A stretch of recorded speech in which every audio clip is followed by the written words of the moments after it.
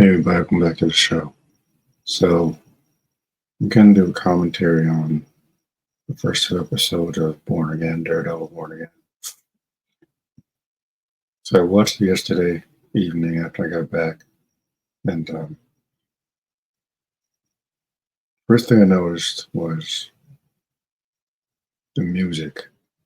When the music started playing in the very beginning, after the Marvel Television logo, I'm like, oh shit, something's coming.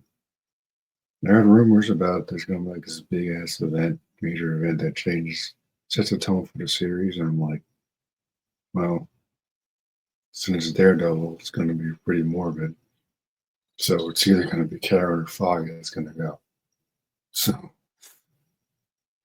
so they show some guy break into an apartment, show Foggy, Karen, and Matt walking away from their firm.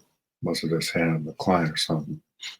And they go to the bar, and all of a sudden, Foggy gets a call from his brother. He met in season 3, I think,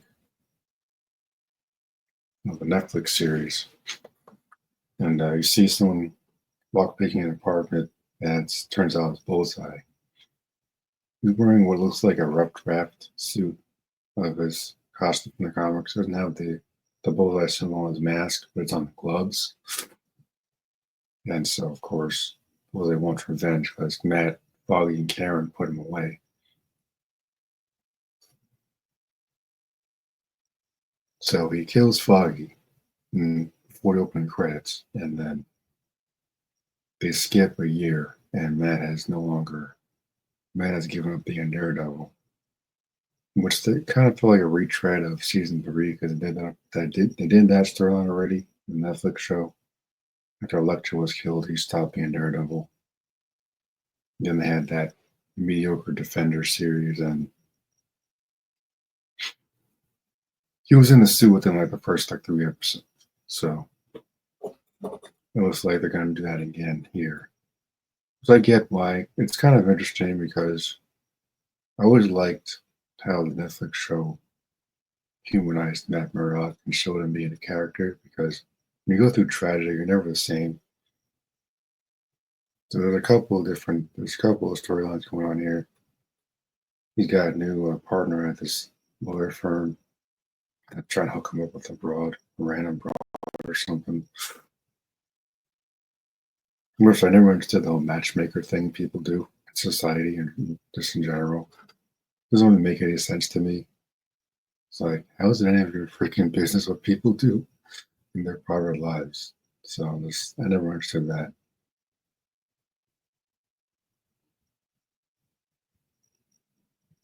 So I'm starting to wonder if this is the only reason they brought the original crew back was to kill Foggy off. Because I feel like it could have used a little more build up. It was a little fast. I thought, I'm like, Jesus Christ, that was fast.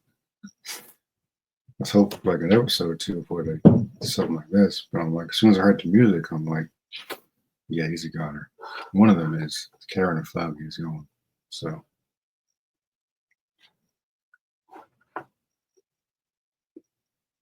then they had this once Bullseye shoots Foggy, goes after Karen.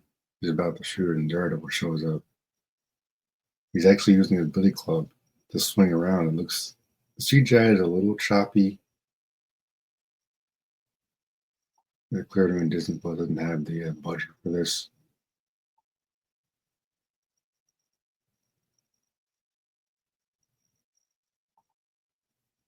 Like as soon as Foggy told him that something's going on, they should told them dumbasses to get back inside. See, like right here,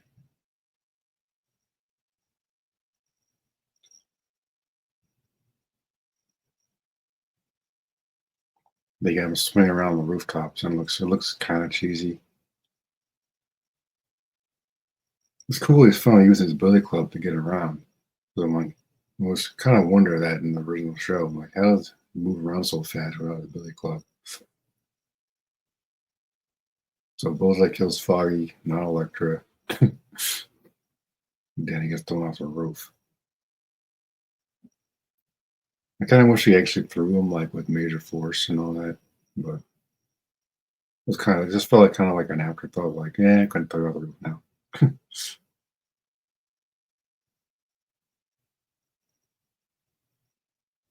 Like, I know these types of stories are like Daredevil's supposed to be gritty, so I'm like, why didn't they just think to go back inside since they knew Matt was going to be doing his thing?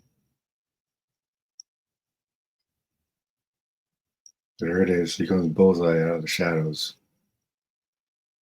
and they're going to have this. I don't want to say disappointing fight between Daredevil and Bullseye in this bar, but kind of is. And it just moves around too much. It's jumping around to too many different angles, in my opinion. And I think it could have been done a lot better. Like when Daredevil's swinging, this looks really bad. It's TV, so I'm like, I think I like the way they did it better than the Netflix show. He would just show up places. It always seemed like he was kicking more ass before he got the red suit. And then once he got the red suit, it just kind of became a different show.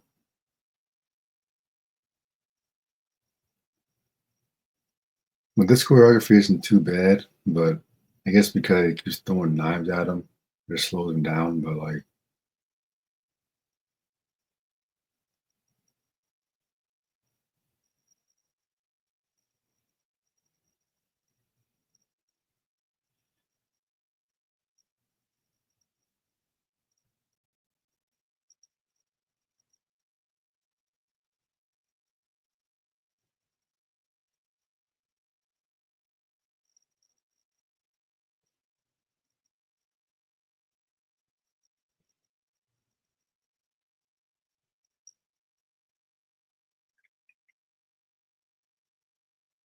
it's like honestly, Bullseye doesn't really stand a chance hand-to-hand combat with Daredevil. It's about as dumb as Spider-Man versus the Kingpin because there's no fight. There's no fight. Like Daredevil is a skilled fighter, Bullseye is not.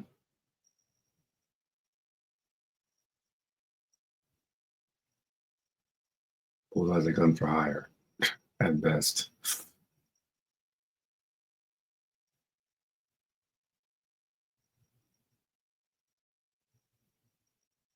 So I'm kind of curious if they're going to bring Elektra back in this. They brought just about everybody from the original show in this, and they're pretty much it's a loose connection to the Netflix show.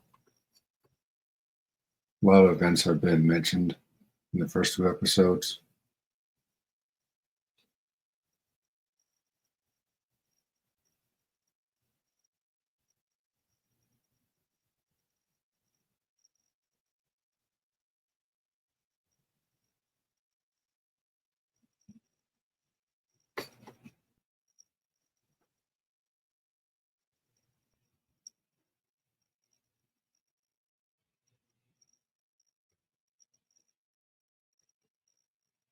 And I'm also kind of curious where he got his new suit from because he left that other dude at the workshop to the cops and just got away.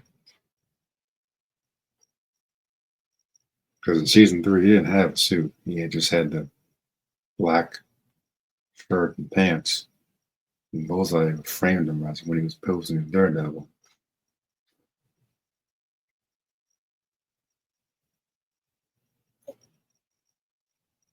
So I guess he got rid of the yellow and red suit. But you can hear when he's about to knock Bullseye down, it's like this becomes complete CGI. And it's just so noticeable. Yeah, right there. Yeesh. It's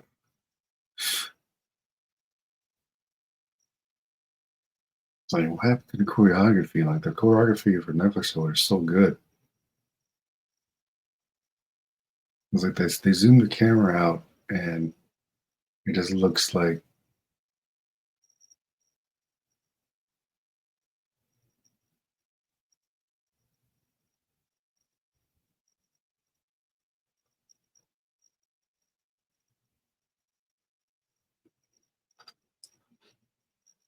Hate to say it, but I've seen better graphics in video games than this. So right there, he just should have thrown him off right there. Right here, should have just thrown him off the roof right there. Neil Slog is about to die. I don't know why he's acting like he doesn't know that shit. You can hear his heartbeat. He knows he has no chance. Should have thrown bullets off the roof right there.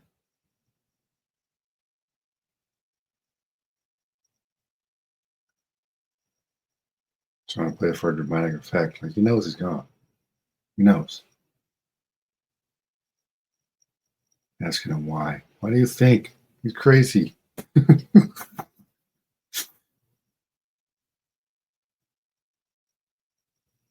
Like I thought they actually killed Bullseye. I'm like, that was fast.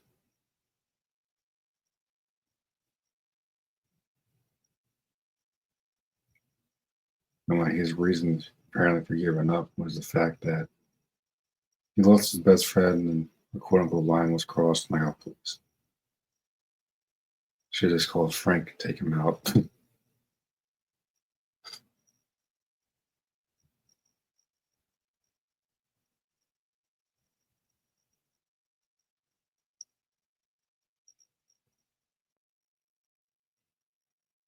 Because then they introduced Hector Ayala, White Tiger,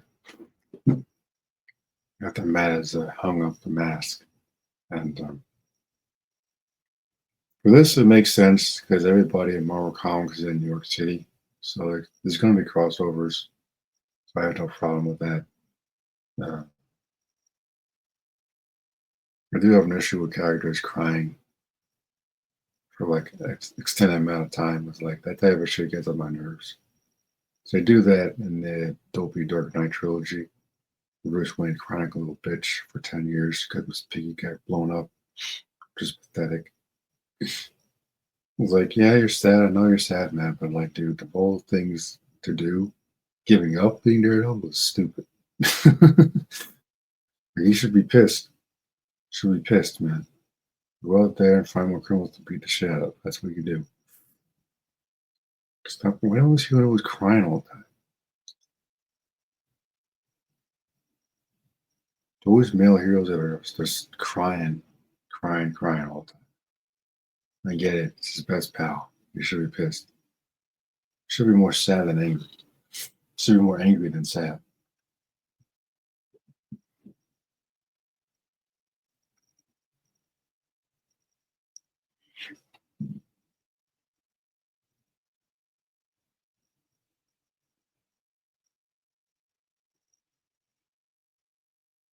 And that leads to the opening credits, which are pretty cool. I like the opening credits.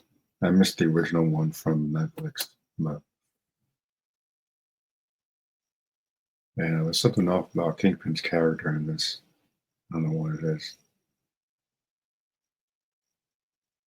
Might be the dialogue. It just doesn't feel like the Kingpin from the Netflix show.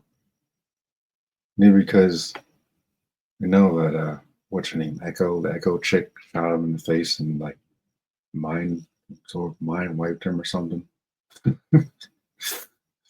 So maybe it's gonna take a while for him to get back to where he was. Kind of hoping they were just pretending it never happened, like the She-Hulk stuff. I really pretend it never happened. That was just dreadful.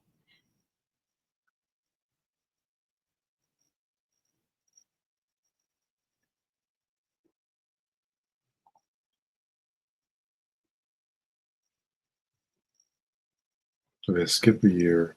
Matt goes back to being a regular lawyer. Again, I'm just like, Spider-Man I get like giving up every once in a while. But I never really understood why Daredevil would do that because Daredevil is who he is. Because I don't understand that. My friend asked, now he's going to give up being who I am. Like, no, don't do that.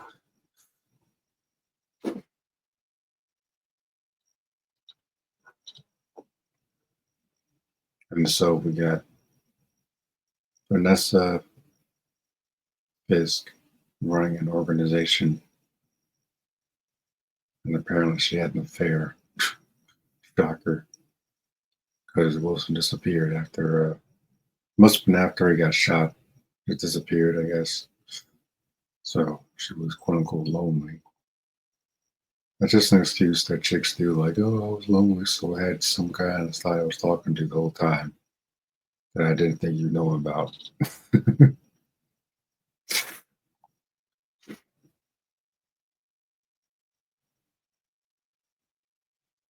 Unfortunately, sometimes chicks are just too obvious with that stuff.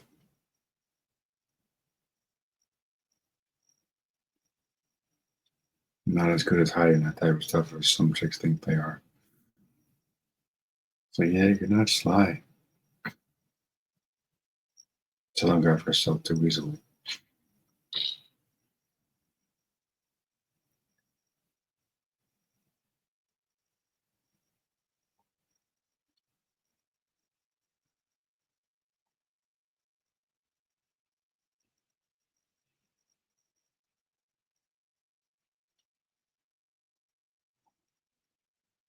And so Fisk is running for mayor.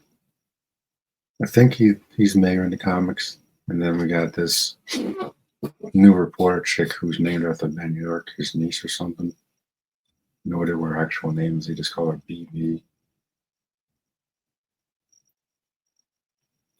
And so here, Murdoch and McDuffie or something.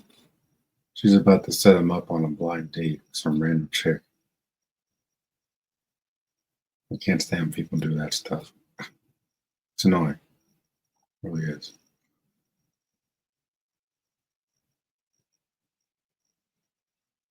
So here's Matt in court and Bullseye surviving and thrown off a roof. Because of course he did. Yeah, for everything that Bullseye done, he's getting life in prison. Not the electric chair or the needle, life in prison. So he can break out and do it again. Just like Frank always says, like you hit them, they get back up, I hit them, they stay down. So just call Frank. Call Frank, Frank snipes him, he's done. He ain't getting back up. Like,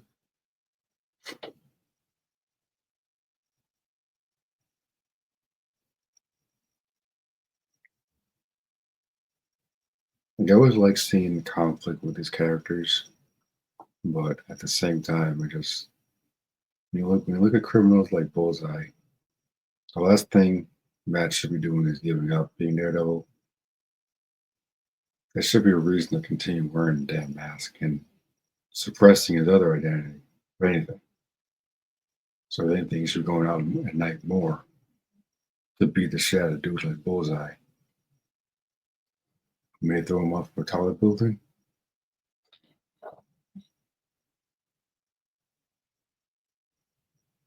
away from prison.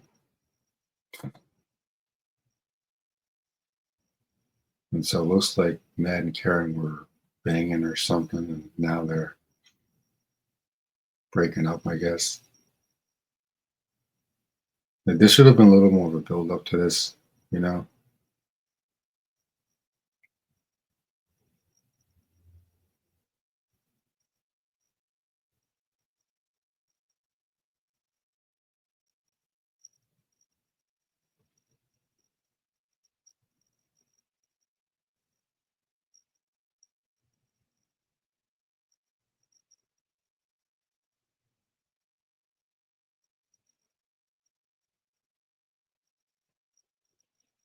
Like once broads give excuses, it's time for her to go. I'm just a friend. I have a right to a friend. Goodbye. It's like the one thing I'll never tolerate with broads, ever.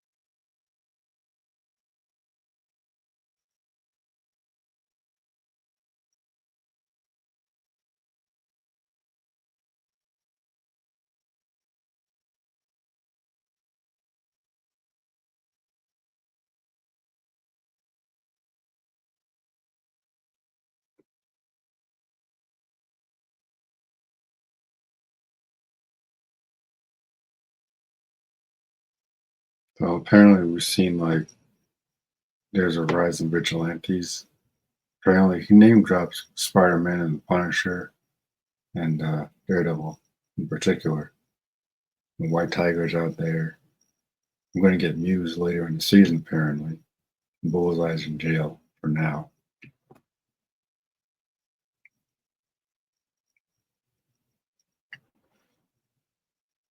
So, like, Matt's defending Hector Ayala in these two episodes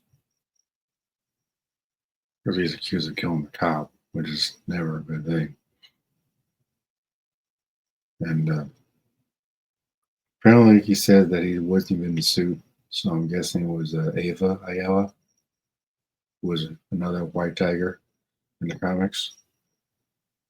So, looks a little old to be a White Tiger running around like that, unless he's got like special enhancement or something. Because, yeah, I just don't buy him doing that at his age. He looks like he's pushing 40, so he's probably a retired hero, and Ava is probably one in the suit. That's my guess.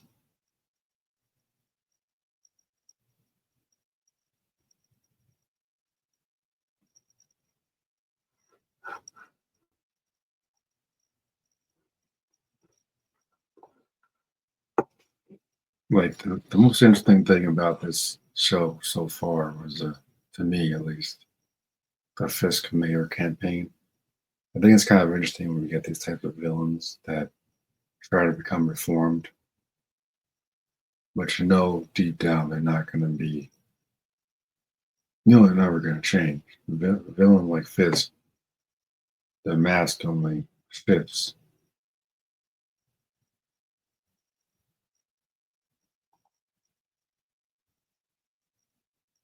And that and it's kind of a nod to modern times with a orange guy in the White House again. Only reason they're doing this. Yeah, Murdoch and McDuffie or something.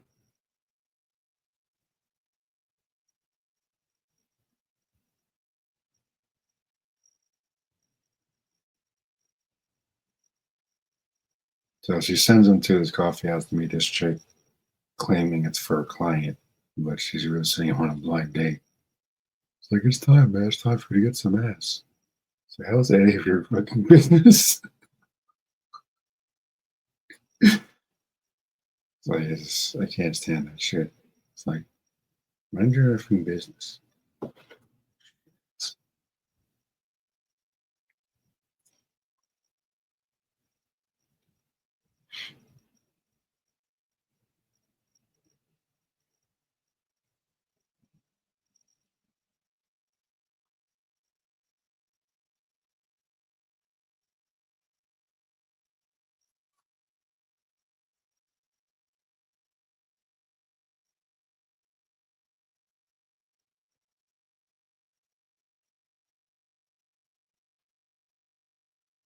And by the second episode, these two hit it off. Apparently, her name was Heather.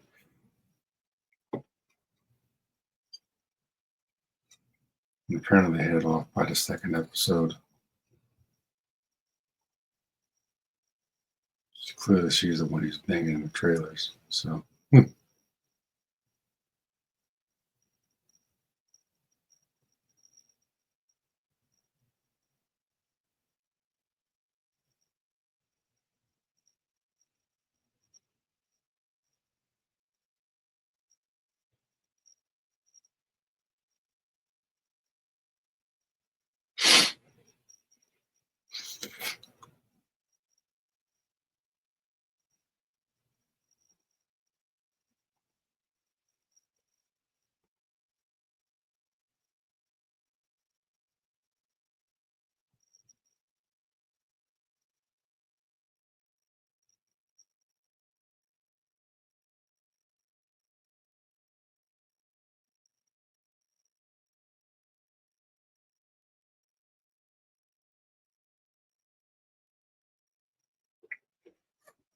and so this is one of the highlights of the episode. I think this little meeting of the minds between Matt Murdock and Fisk. So Fisk is basically like saying, like, yeah, I'm going to be the mayor, and if you ever put your mask on again, There's going to be consequences of knowing your effing identity now.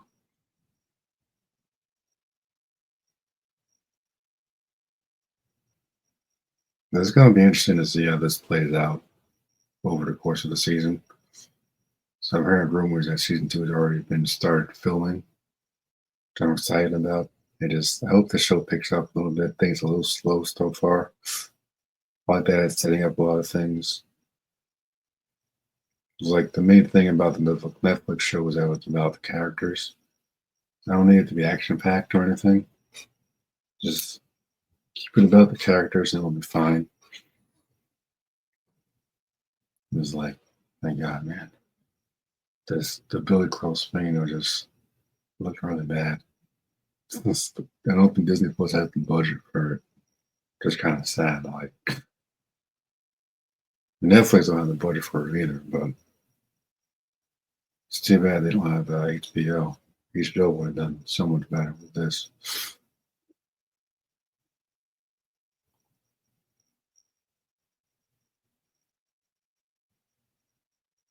One of this is supposed to be a nod to their conversation at the jail in season two, I think it was. Matt goes to, I think it was Rikers prison like an idiot and confronts Fisk and threatens his wife. And then Fisk just basically beats his ass.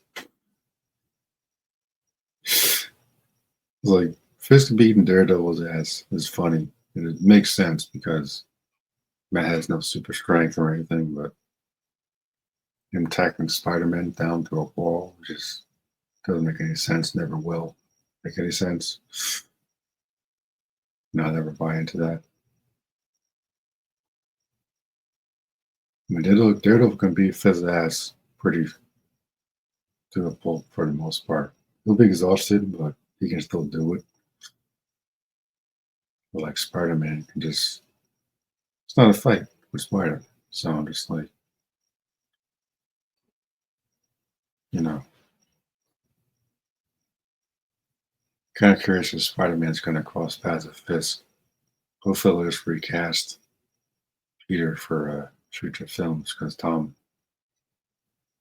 is like, I don't want to be an actor anymore. Then go. Who cares, man? Jesus. His freaking girlfriend towers over him. Looks like still looks like he's 10 years old. It's like, go, man. Who cares? I don't want to be an actor anymore, Mr. Stark. Who cares, pal?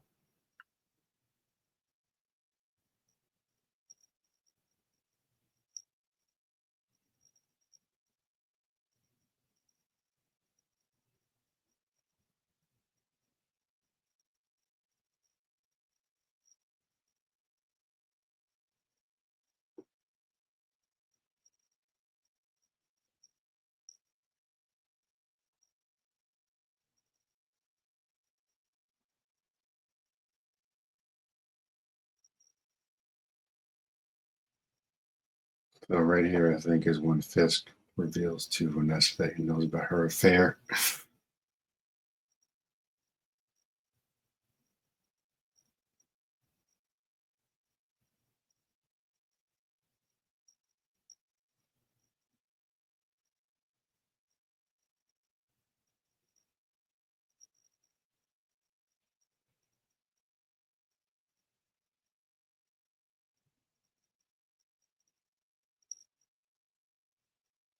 And she just had a look on her face like, oh shit, he knows.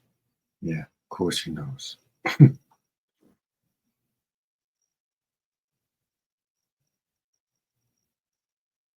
Don't kill him. Listen, I want to bang him again.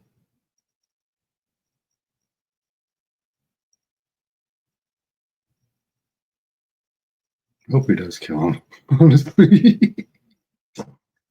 That's just who Fisk is. And just like, not around jealousy just to do it. Maybe he'll just destroy him with another card like he did in a Netflix show. Not that married anymore, Vanessa. Of course he is. You gotta buy that for a second. Well, what? But Echo Chick took away all his pain. Like, so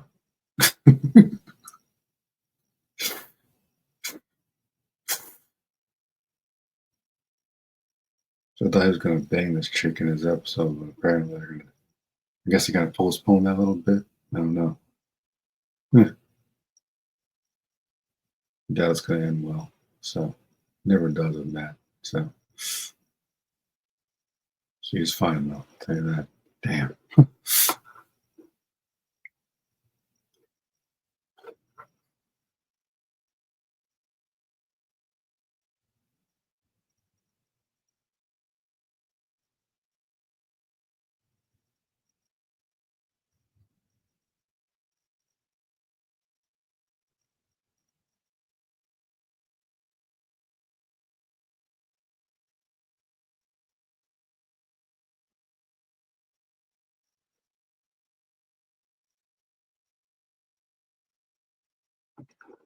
I think the second episode, Fisk kind of that's like go to therapy or something.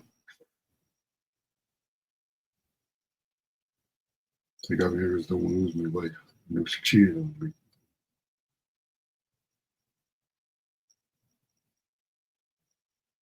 I think that's grounds for divorce, pal.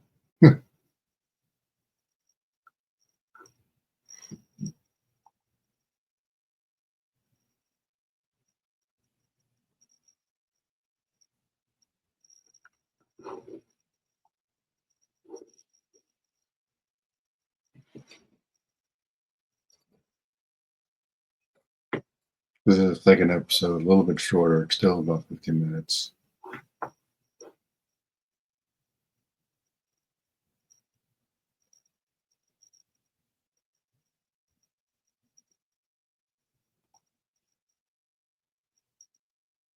So Matt's still retired or something, still, the press coverage of Foggy got killed. So now we get to meet Hector Ayala. Because Fisk is basically put out a bounty on vigilantes, so he's setting them up to be caught. And so this scene here is just obviously staged. Undercover cops looking to smoke out vigilantes, and unfortunately, one of them gets killed by an ongoing train.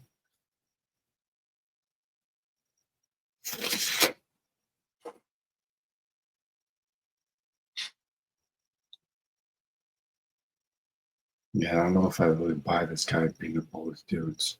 He just, yeah. Yeah, so he tripped, he dodged out of the way, and the guy tripped and just got hit by a friggin' train. So then Matt decides he goes to jail, and Matt decides to take his case.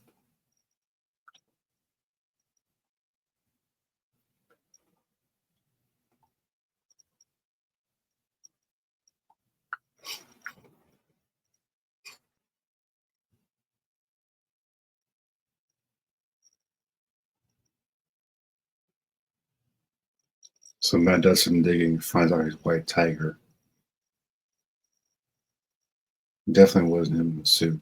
It was probably Ava Ayala, either his daughter or his niece. I can't remember which, but it's definitely was not him.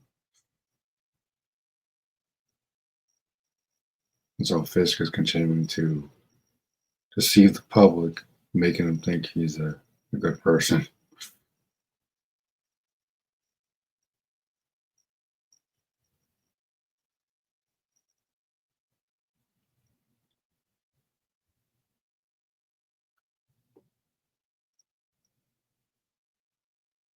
But because they think he's accused of killing a cop, he's denying bail. So Ben has to find the evidence, and then he finds his white tiger and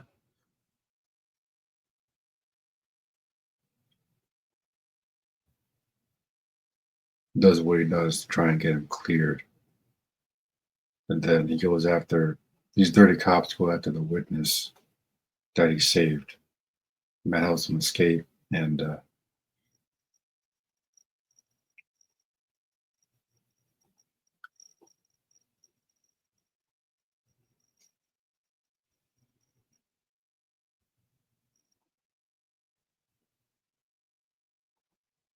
He ends up beating the shit out of these two dirty cops. But the thing is, it wasn't Matt, it was Daredevil. He really thinks he can suppress that part of his identity.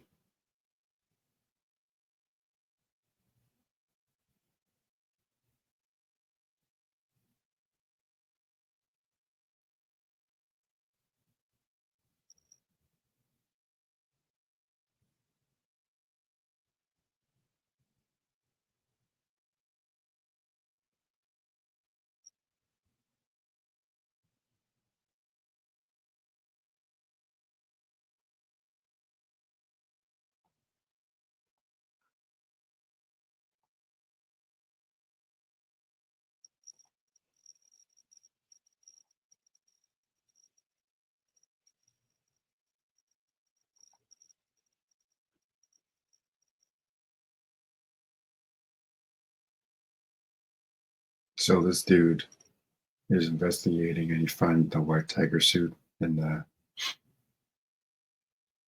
probably Hector's room, Hector's bedroom.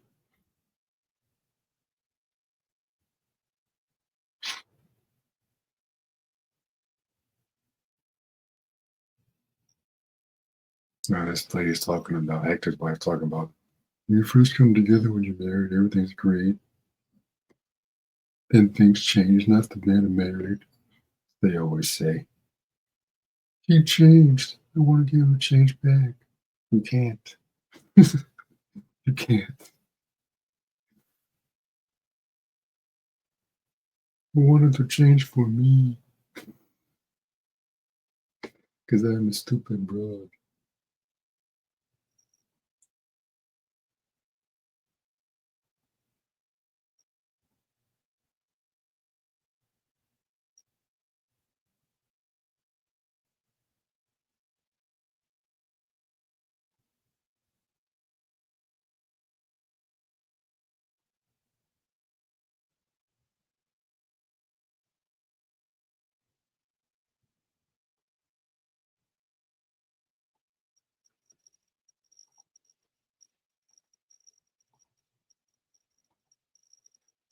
That's the basic gist of the episode.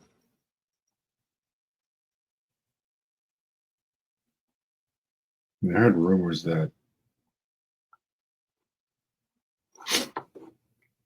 Matt was going to be in the suit for a little bit. I'm assuming it's going to be, this is going to be the basic extent of that. That past these two episodes, he'll be back in the suit regular. I doubt we're gonna. I don't know how much we're going to get a white tiger. I doubt it's going to be that much.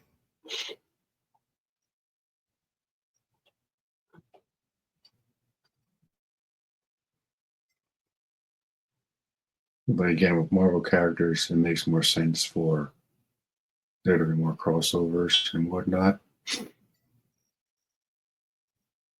So far, I'm enjoying it for the most part. I think there should have been one build up to Foggy being killed, but that was felt kind of random. No, they're connected. They have it's a loose connection to the Netflix show, so just going off of that, it makes sense for Bullseye to go after them because they all put him away. And Daredevil should have been able to beat his ass a lot, way more than that. I'm like, the camera angle just look kind of off. There's something off about Kingpin in this. I don't know what it is. Uh, Something off about his character. Just doesn't seem like the same guy from the Netflix show. He's not a variant. It's the same character, but I don't know. There's something off about him. I don't know what it is. Hopefully, this show could pick up a little bit more going forward. I do like seeing conflict with these characters. Try to incorporate that in my own stories as well. But like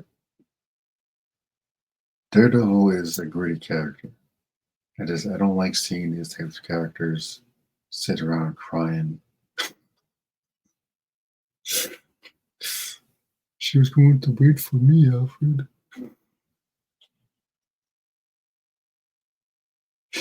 the overrated Dark Knight trilogy.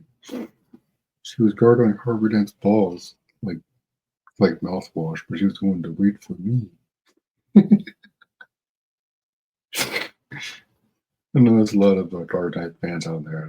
I want someone to really try and defend that scene to me, because that's always going to be pathetic to me.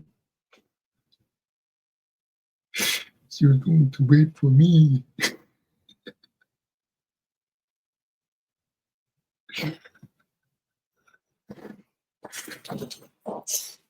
So I figured it would be Karen or Foggy that goes. I'm like, what's the one thing I can send man over the edge besides losing Electra? Foggy. I don't think it would be Karen. It would probably definitely be Foggy, and that's exactly what happened. I'm not entirely surprised. I heard rumors that someone was going to get killed off. I didn't think it was going to be in the first damn episode. I think it should have been a little more build up to that event, but I guess they want to start off with a bang, literally. And we'll see what happens going forward. So far, it's all right. It's a little bit of a step down for a Netflix show, but I'm going to give it a shot. See what happens going forward. I'll give it a chance to develop. But so far, it's a little bit of a step down. That doesn't make it bad. Although I'm sure other people out there will disagree and try to tear it apart limb from limb.